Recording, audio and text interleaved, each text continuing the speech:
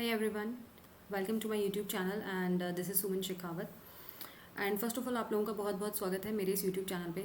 आज का जो टॉपिक है हमारा वो बहुत ही इंपॉर्टेंट टॉपिक है एंड लाइक मोस्ट एक्सपेक्टेड आप लोग मोस्ट अवेटेड टॉपिक है। बहुत टाइम से आप लोग वेट कर रहे थे इस टॉपिक का। लास्ट बहुत से लोगों को क्वेश्चन था कि ma'am now we have 5 months and क्या हम इन 5 मंथ्स में कैट का प्रिपरेशन अगर स्टार्ट करते हैं तो क्या हम कैट क्लियर कर सकते हैं इन 5 मंथ्स में। तो आज हम इसी टॉपिक पे डिस्कस करने वाले हैं। तो चलिए स्टार्ट करते हैं बिना किसी देरी के।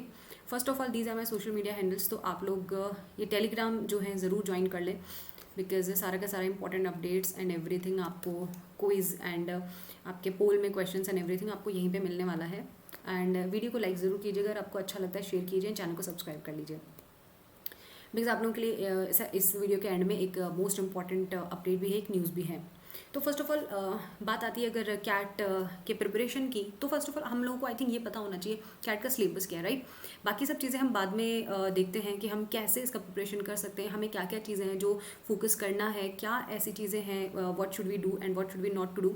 तो वो सब बात की बातें, बट फर्स्ट ऑफ ऑल आपको सिलेबस के बारे में पता होना चाहिए। सपोज आप लोग अभी कैट का प्रिपरेशन स्टार्ट कर रहे हैं एंड आपको भी ऑन एन एवरेज प्रॉपर तरीके से सिलेबस ही नहीं पता है तो आई थिंक वो ज़्यादा प्रॉब्लमेटिक है।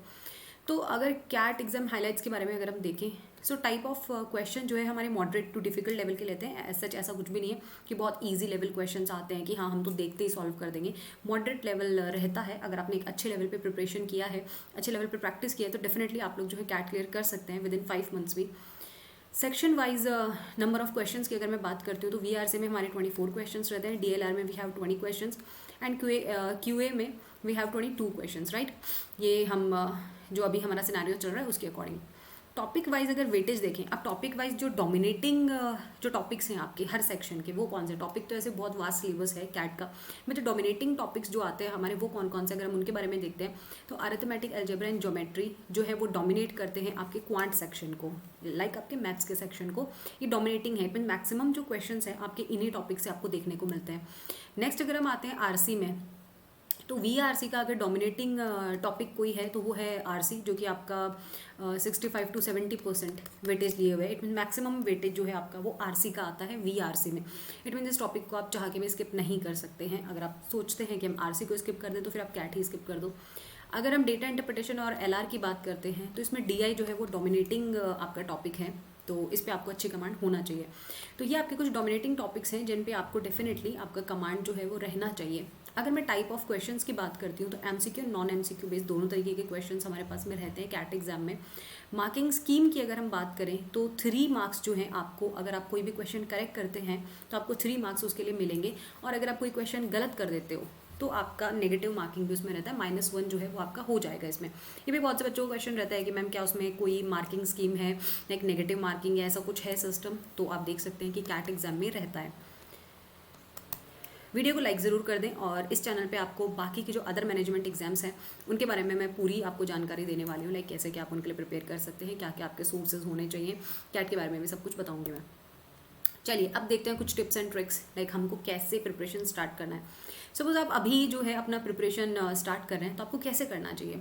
First thing you should do वो है क्लियर योर कॉन्सेप्ट। देखो अगर आपके कॉन्सेप्ट्स क्लियर नहीं है ना, कई लोग पता है क्या सोचते हैं कि अरे CAT is all about practice. We know CAT is all about practice but not all about practice. Like आपके कॉन्सेप्ट जो है वो डेफिनेटली क्लियर होने चाहिए। अगर आपके कॉन्सेप्ट्स ही क्लियर नहीं है तो देखो वो सेकेंडरी चीज़ है कि कुछ होगा या नहीं हो पाएगा, राइट। तो आपके concepts first of all clear होने चाहिए। और इन कॉन्सेप्ट्स को क्लियर कर आप कैसे कर सकते हो, इट मीन्स कि आपको एक प्रॉपर अपना सिलेबस कंप्लीट करना पड़ेगा, राइट। तो आपको ना अपना सिलेबस कंप्लीट करना चाहिए। First of all syllabus completion is mandatory अगर आप कैट के लिए जा रहे हो, क्योंकि देखो कैट ना एक कॉन्सेप्चुअल एग्जाम है, कोई स्पीड बेस्ड टेस्ट नहीं है जैसे कि आपके अदर मैनेजमेंट एग्जाम्स होते हैं कि जहाँ पे आप जितना ज़्यादा प्रैक्टिस करेंगे उतना आपके लिए इंपॉर्टेंट है। कैट में definitely practice is must, but आपके कॉन्सेप्ट्स भी क्लियर होना उतना ही ज़्यादा इंपॉर्टेंट है। सो फर्स्ट ऑफ ऑल आप अपना सिलेबस कंप्लीट करो, उसके लिए आपको सिलेबस पता होना चाहिए। तो मेरा एक वीडियो है ऑल अबाउट कैट, तो मैं उसका लिंक जो है डिस्क्रिप्शन में डाल दूंगी, और आप मेरे चैनल पे भी जाके देख सकते हैं ऑल अबाउट कैट का वीडियो, तो आप उस वीडियो को देखें, आपको कैट के बारे में सब कुछ पता चल जाएगा, लाइक कैट एग्जाम क्या है एंड इसका सिलेबस क्या है। तो first of all you should know कि व्हाट इज़ योर सिलेबस। आप सिलेबस पता कर सकते हैं, आप जो भी बुक रेफ़र करते हैं या फिर आपको पता ही नहीं है कि कौन सा बुक आपको लेना है, तो वो बुक्स भी जो है उनका भी एक वीडियो है, तो आप वो भी देख सकते हैं कि कौन कौन से ऐसे बुक्स हैं जो आपको कैट एग्जाम के लिए प्रेफर करनी चाहिए, right. So first of all you should complete your syllabus and clear your concepts. आपके कॉन्सेप्ट्स क्वांट में एंड क्योंकि ये कॉन्सेप्चुअल एग्जाम है तो आपके कॉन्सेप्ट्स डेफिनेटली कंप्लीट होने चाहिए। चलिए जी, आप अपना सिलेबस स्टार्ट कर देते हैं। सिलेबस कंप्लीट करने में एटलीस्ट मिनिमम 2 to 3 मंथ्स आपको लगेंगे, बट साथ के साथ आपको प्रैक्टिस भी टॉपिक वाइज करते जाना है। जैसे कि आप जो भी स्टार्ट कर रहे हैं, क्वांट में आपने कोई टॉपिक स्टार्ट किया एलजेब्रा, तो आपको 50 क्वेश्चन एटलीस्ट उसके करने हैं। आपने वीए में कोई टॉपिक स्टार्ट किया है पैराजम्बल, तो आपको उसके भी 50 क्वेश्चन एटलीस्ट साथ के साथ करने हैं। मिनिमम है 50 to 100 क्वेश्चन आपके हर टॉपिक पे होने चाहिए। 100 क्वेश्चन तो एटलीस्ट करो यार, अगर आप कैट जैसा एग्जाम दे रहे हो। नाउ क्लियर योर कॉन्सेप्ट के बाद में है now decide between a coaching centre और सेल्फ स्टडी। ये सबसे बड़ा क्वेश्चन आता है माइंड में कि हम कोई कोचिंग से प्रिपरेशन स्टार्ट करें या फिर हम सेल्फ स्टडी करना स्टार्ट कर दें। हम सेल्फ स्टडी से भी तो कर सकते हैं या फिर हमें कोचिंग जाना ज़रूरी है। देखो, it is all depend on you. और वो ऐसे क्योंकि देखो, वो इसलिए आपके लिए इम्पॉर्टेंट है कोचिंग और सेल्फ स्टडी में से थोड़ा डिफ्रेंशिएट करना, because suppose if you are a beginner, आपको कुछ भी नहीं आता है, आपका बैकग्राउंड जो है वो कॉमर्स बैकग्राउंड था, आप आर्ट्स बैकग्राउंड से हो या फिर आप नॉन इंजीनियर हो, है ना, तो डेफिनेटली आपका कॉन्सेप्ट क्लियर नहीं है। इट मीन्स आपका क्वांट भी बहुत वीक है ना।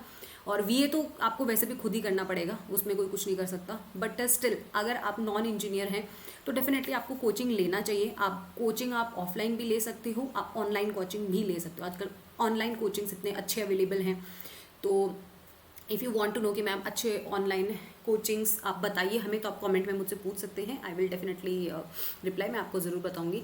ऑनलाइन कोचिंग्स भी आप कर सकते हो, बहुत सारे ऑप्शंस हैं। ऑफलाइन कोचिंग्स भी आप कर सकते हो, सिलेबस आपको आपके एजुकेटर कंप्लीट करा ही देते हैं, उसमें प्रैक्टिस करना आपका काम है। सेल्फ स्टडी पे आप जा सकते हो। सपोज़ कि आपने लास्ट ईयर कोचिंग लिया था एंड आपका सिलेक्शन नहीं हुआ, बट आपके कॉन्सेप्ट्स क्लियर हैं, आपने वो प्रॉपर नोट्स जो बना लिए हैं, आपको बुक्स पता है कहाँ कहाँ से क्या क्या पढ़ना है, आप ऑलरेडी कोचिंग ले चुके हो, या फिर आप एक इंजीनियर हो, आपका क्वांट अच्छा है, आपका लॉजिकल रीजनिंग अच्छा है, आपका वीआरसी भी अच्छा है, it means you are a good reader. अगर आप एक बहुत अच्छे रीडर हैं, आप डेली रीडिंग करते हो न्यूज़पेपर, नॉवल, जो भी, तो आप सेल्फ स्टडी से भी कर सकते हो, राइट। क्योंकि मैक्सिमम आपके अगर कॉन्सेप्ट्स क्लियर हैं, तो कॉन्सेप्ट्स क्लियर नहीं है तो आप फिर कोचिंग पे जाइए, चाहे ऑफलाइन जाए चाहे ऑनलाइन जाए, डजेंट मैटर। ऑनलाइन जाएंगे तो आई थिंक थोड़ा सा आपका फ़ायदा है, बिकॉज आपका टाइम सेव हो जाता है, फालतू का टाइम वेस्ट नहीं होता है इधर उधर घूमने में, जाने में, वट एवर। नेक्स्ट है आपको क्या करना है, नेक्स्ट सेट वीकली टारगेट्स। आपको वीकली टारगेट्स जो है वो डिसाइड करने हैं। अब हम वीकली टारगेट्स कैसे डिसाइड कर सकते हैं? देखो, वीकली टारगेट्स सपोज आपको इस तरीके से डिसाइड करने हैं कि आपने ऐसा देख लिया कि सपोज ये वीक है, मुझे इस मंडे टू नेक्स्ट संडे तक मुझे ना ये टॉपिक, सपोज कोई भी एक पर्टिकुलर टॉपिक, कि मुझे अलजेब्रा टॉपिक कंप्लीट करना है, मुझे वीए में जो है मुझे पैराजम्बल कंप्लीट करना है ना। तो आप इस टाइप से अपने वीकली टारगेट्स डिसाइड कीजिए कि आपको इस वीक में, आप ये देख लीजिए कि 3 मंथ्स का ना एक कंप्लीट वीकली टारगेट पहले ही बना लीजिए। आप एक अपना डायरी लिखिए, उसमें अपने वीकली टारगेट्स बनाइए कि मुझे इस वीक में ये टॉपिक कंप्लीट करने हैं, कंप्लीट सिलेबस देखो, देन उसके अकॉर्डिंग उसको डिवाइड कर लो कि मुझे ये टॉपिक्स जो है इस वीक में करने हैं, ये टॉपिक इस वीक में करने हैं। जो भी टॉपिक जिस भी वीक में करते हो, साथ ही साथ उनका प्रैक्टिस भी आपको करते जाना है, राइट। तो वीकली टारगेट डिसाइड करना बहुत इंपॉर्टेंट है। नेक्स्ट है work on weak and strong areas. देखो, मैं इतने सालों से पढ़ा रही हूँ एंड जो मेरे एक्सपीरियंस है मैं वही चीज़ें आपके साथ में शेयर कर रही हूँ। Work on weak and strong areas पे। अब वो कैसे? जब भी कोई प्रिपरेशन स्टार्ट करते हो, आपको एक मॉक टेस्ट जो है ज़रूर देना चाहिए। एक मॉक टेस्ट आपको डेफिनेटली देना चाहिए, एंड वो इसलिए देना चाहिए बिकॉज यू शुड नो कि which topic is your weak and which topic is your strong. तो आपके weak areas and strong areas जो हैं वो डेफिनेटली आपको पता होने चाहिए, राइट। तो और आपको उनके ऊपर उन्हीं के अकॉर्डिंग वर्क करना है ना, कि कौन सा एरिया जो है, यानी कौन से ऐसे टॉपिक्स हैं जो आपके वीक हैं उन पे आपको, लेकिन उनकी इंपॉर्टेंस भी अगर ज़्यादा है तो डेफिनेटली आप उन्हें स्किप नहीं कर सकते और उन पे आपको ज़्यादा फोकस करने की नीड है। कौन से स्ट्रॉन्ग एरियाज है कि आप उनको अगर वीक में एक बार कर लेते हो या फिर 15 डेज में एक बार रिवाइज कर लेते हो तो सफिशिएंट है। इस अकॉर्डिंग आपको अपना प्रिपरेशन स्टडी स्टार्ट करना है। स्मार्ट अप्रोच रखिए, है ना, ऐसा नहीं है हार्ड वर्क तो देखो गधे भी करते हैं, कुछ मिलता तो नहीं है, लेकिन तो स्मार्ट अप्रोच आपको रखना है। बहुत ज़्यादा हार्ड वर्क करने की ज़रूरत ऐसा भी नहीं है कि बस मेहनत किए जा रहे हो, सही डायरेक्शन में मेहनत करो, वो इंपॉर्टेंट है। नेक्स्ट है सबसे important thing, time management.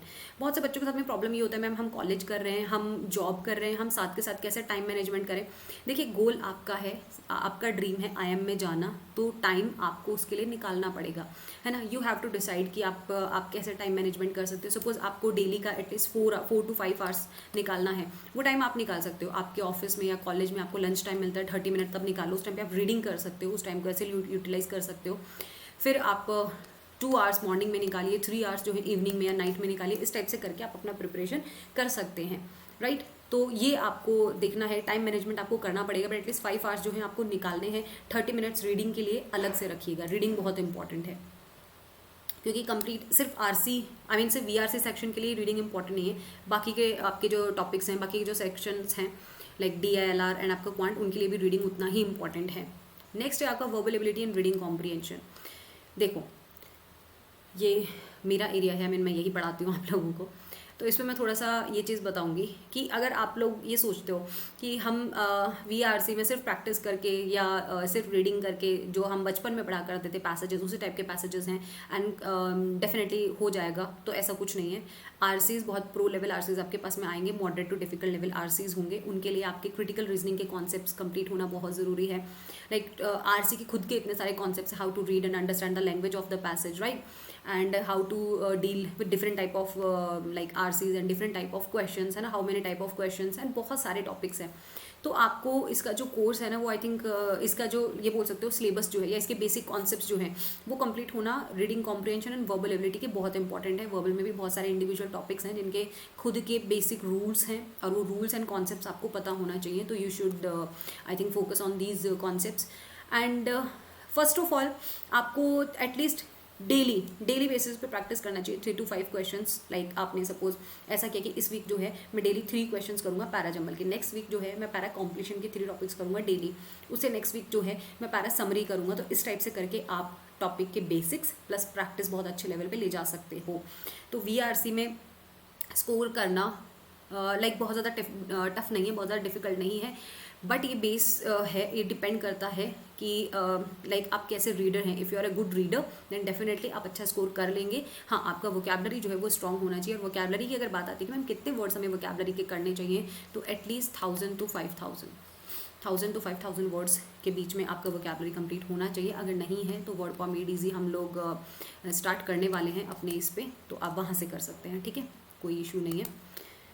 Next आता है data interpretation and logical reasoning में हम क्या करें, कैसे करना चाहिए हमें। तो देखो इनिशियली DILR क्वेश्चंस की अगर मैं बात करती हूँ तो वो देखने में थोड़े ट्रिकी लगते हैं, बट अगर आप उनको स्टार्ट करते हो डेली 3 सेट्स या 2 सेट्स का एक वो देख लो कि मैं डेली जो है 2 सेट्स सॉल्व करूँगा, तो उस पैटर्न से आप थोड़े फेमिलियर हो जाएंगे मेथड से, और स्पीड भी जो है वो आपका बढ़ जाएगा, है ना, स्पीड भी इंप्रूव हो जाएगा। तो डेली के एटलीस्ट 2 सेट्स ही लगा लो। 3 to 5 सेट्स अगर आपके लिए ज़्यादा हो जा रहे हैं इनिशियली, अगर बिगिनिंग में आपके लिए बहुत ज़्यादा हो जा रहा है तो आप 2 सेट्स जो है पर डे बेसिस पर कर सकते हैं, राइट। नेक्स्ट आ जाए क्वांटिटिव एप्टीट्यूड। क्वांटिटिव एप्टीट्यूड की अगर अपन बात करते हैं how can I start quantitative aptitude, तो it is imperative that you clear your basic topic wise, आपको बेसिक्स कंप्लीट होना ज़रूरी है। You can start with profit and loss percentages and arithmetic, ये कुछ ऐसे टॉपिक्स हैं जो आप बोल सकते हो कि मैक्सिमम क्वेश्चंस इन्हीं पे बेस्ड होते हैं। तो डेफिनेटली इन टॉपिक्स के साथ में आप स्टार्ट कर सकते हो, क्योंकि इन्हें ज़्यादा टाइम मिल जाएगा आपको प्रैक्टिस के लिए।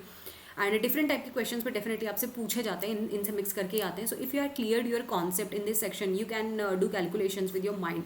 बट फर्स्ट ऑफ ऑल अगर आपके बेसिक्स कंप्लीट होंगे ना तभी आप कर सकते हो। तो फर्स्ट ऑफ ऑल आपके बेसिक कंप्लीट होना बहुत इंपॉर्टेंट है, कॉन्सेप्ट्स क्लियर होना बहुत ज़रूरी है। पहले आप इनका जो ओरिजिनल मेथड है उस पर जाइए, देन अगर आप उनसे फेमिलियर हो गए, एक अच्छे लेवल की प्रैक्टिस हो गई, देन आप लोग जा सकते हैं लाइक ट्रिक्स पर, जो क्वांट्स के जो ट्रिक्स होते हैं जिससे आप थोड़ा सा टाइम अपना सेव कर सकते हो वहाँ पर। देन आता है newspaper. Why newspaper reading is important, update yourself with events happening around the world. In addition आप बोल सकते हो improving your vocabulary with newspaper reading, you can improve your reading skill, your general knowledge which is important in other management exams. And your vocabulary, तो vocabulary सबसे important है। आप newspaper reading से अपना वोकैबुलरी इंप्रूव कर सकते हो, आप जर्नल अवेयरनेस इंप्रूव कर सकते हैं, and you can also improve your reading speed, and which is important in RC. तो जब आप आरसी करने जाते हो तो स्पीड सबसे ज़्यादा मैटर करती है, बिकॉज बड़े बड़े पैसेजेस आते हैं, उनको आपको रीड करना होता है, अंडरस्टैंड करना होता है, एंड देन आंसर करना होता है। सो उसके लिए इंपॉर्टेंट है कि स्पीड अप योर रीडिंग, और वो कैसे होगा, वो न्यूज़पेपर रीडिंग से होगा। न्यूज़पेपर रीडिंग ही क्यों, बिकॉज नॉवेल्स भी तो हम रीड कर सकते हैं, डिफरेंट वैराइटीज़ के नॉवेल्स रीड कर सकते हो। न्यूज़पेपर इसलिए हम प्रेफर करते हैं बिकॉज वहाँ से आपका जनरल नॉलेज भी इंप्रूव होता है, एंड सेकेंड न्यूज़ जो होती है वो डिफरेंट डिफरेंट एरियाज से आती है, तो डेफिनेटली आप वहाँ से दोनों चीज़ें आपकी इंप्रूव हो जाएंगी। तो न्यूज़पेपर रीडिंग मस्ट है। कितना time, if you are a good reader then 30 minutes per day, and if you are a beginner, if you are non reader and not a good reader, then at least 1 hour per day. अब वो 1 our को आप चाहो तो 3 parts में divide कर सकते हो, 2 पार्ट्स में डिवाइड करके कैसे भी रीडिंग कर सकते हो।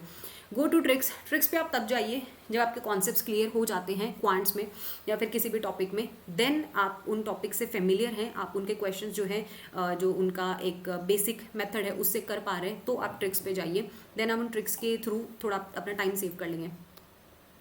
देन सबसे इंपॉर्टेंट आता है मॉक टेस्ट। मॉक टेस्ट का क्या करें, one of the crucial and important step होता है आपका कि किस टाइप आपकी प्रिपरेशन का, कि मॉक टेस्ट किस टाइप के मॉक टेस्ट हमें लेने चाहिए, कहाँ के मॉक टेस्ट ले, कैसे मॉक टेस्ट ले, उसके बारे में एक शॉर्ट अपलोड करूँगी, वो देख लीजिएगा। Some students hope that once they finish CAT preparation, but after CAT preparation you can start taking like mock test, full length mock test. आपको टॉपिक वाइज टेस्ट जो है, अकॉर्डिंग टू मी आपको topic wise test हर week देने चाहिए। इस week में suppose आपने क्वांट में एल्जेब्रा किया है, आपने वीआरसी में पैराजंबल किया है, आपने लॉजिकल रीजनिंग में ब्लड रिलेशन किया है, तो इन तीनों का टॉपिक वाइज टेस्ट देना है आपको, राइट। एंड देन जब आपके टॉपिक्स लाइक ऐसा हो जाए कि मैक्सिमम आपका 70% सिलेबस कंप्लीट हो चुका है, देन आप मॉक टेस्ट पे जाइए।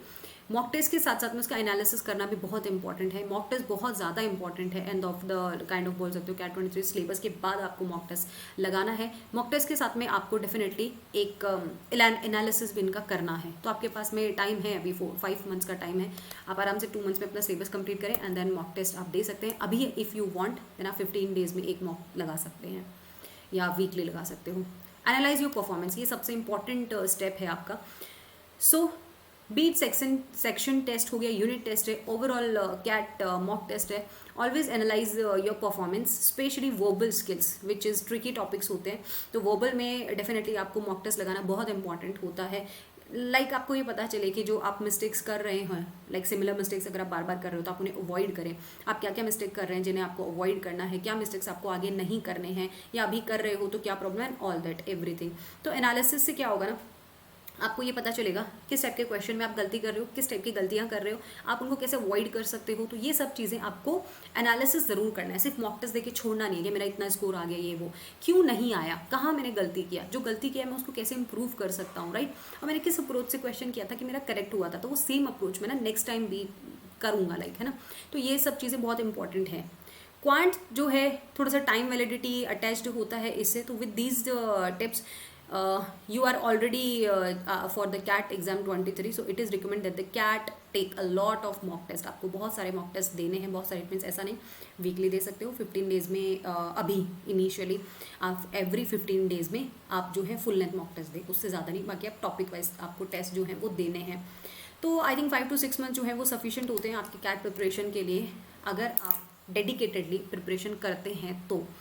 अब आप लोगों के लिए इंपॉर्टेंट इन्फॉर्मेशन ये था, लाइक मैंने आपको बता दिया आप किस टाइप से कर सकते हो, सारी चीज़ें आपको मैंने बता चुकी हूँ कि आपको क्या क्या चीज़ें हैं जो करनी है, क्या क्या चीज़ें हैं जो अवॉइड करनी है। इफ़ यू वांट कि आपका कैट 23 ही आपको क्लियर करना है, तो अभी आप अपने सोशल मीडिया जितने भी Instagram and all that in पे टाइम स्पेंड करना बंद कर दीजिए। प्रॉपर डेडिकेशन आपको देना है, 6 to 8 आवर्स का स्टडी एटलीस्ट आपको करना है इफ़ यू आर डेडिकेटेड, और आपको यही वाला कैट क्लियर करना है तो आपको 6 to 8 आवर्स एटलीस्ट देने पड़ेंगे। पर डे के 6 आवर्स तो आप दो ही दो। बात आती है क्लासेस की, तो आप ऑनलाइन क्लासेस कर सकते हैं। देन सबसे इंपॉर्टेंट थिंग कि हम प्रिपरेशन कैसे करें और कहाँ से करें, तो 15 जुलाई से मेरा एक फ्री बैच जो है वो स्टार्ट हो रहा है मेरे इसी यूट्यूब चैनल पर आप लोगों के लिए। ओके, संभव बैच नाम से स्टार्ट होगा, एंड उसमें मैं आप लोगों को complete like free syllabus complete कराऊंगी कैट 23 के लिए, एंड हम उसके बाद अदर मैनेजमेंट एग्जाम्स के लिए भी करेंगे। तो आपको रेगुलर रहना है, ओके। एंड उसके बारे में मैं आपको टाइमिंग एंड ऑल शॉर्ट में अपडेट कर दूंगी। तो आप Telegram English by Suman Shekhawat join कर लीजिए, और इस चैनल को ज़रूर सब्सक्राइब कर लीजिएगा। वीडियो को लाइक कीजिए अगर आपको पसंद आता है, और अगर आपको फ्री बैच की नीड है तो आप मुझे कमेंट करके ज़रूर बताएं। जो मैं सोच रही हूँ कि 15 जुलाई से मैं आप लोगों के लिए बैच लेके आऊँ। अगर आपको लगता है कि आपको उस बैच की नीड है और आपको एक फ्री बैच चाहिए तो आप लोग मुझे कमेंट करके ज़रूर बताएं कमेंट में, तो डेफिनेटली मैं आप लोगों के लिए वो बैच डेफिनेटली लेके आऊँगी। And all the very best, and video को लाइक ज़रूर कर दीजिएगा, चैनल को सब्सक्राइब कर दीजिएगा। Bye bye and all the very best, you can do it.